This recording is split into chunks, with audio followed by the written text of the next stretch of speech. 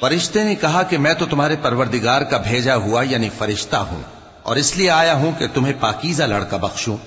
مریم نے کہا کہ میرے ہاں لڑکا کیوں کر ہوگا جبکہ مجھے کسی مرد نے بطور شوہر چھوا تک نہیں اور میں بدکار بھی نہیں ہوں۔ فرشتے نے کہا کہ یوں ہی ہوگا، تمہارے پروردگار نے فرمایا کہ یہ مجھے آسان ہے اور میں اسے اسی طریق پر پیدا کروں گا تاکہ اس کو ہم لوگوں کے لیے اپنی طرف سے نشانی اور ذریعہ رحمت بنائیں، اور یہ کام مقرر ہو چکا ہے۔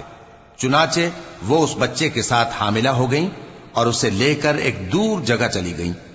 پھر درد ذہ ان کو کھجور کے تنے کی طرف لے آیا، کہنے لگیں کہ کاش میں اس سے پہلے مر چکتی اور بھولی بسری ہو گئی ہوتی۔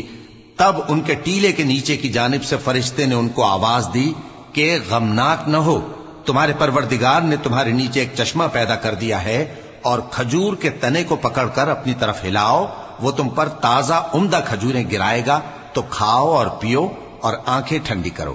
اگر تم کسی آدمی کو دیکھو تو کہنا کہ میں نے اللہ کے لیے روزے کی منت مانی، تو آج میں کسی آدمی سے ہرگز کلام نہیں کروں گی۔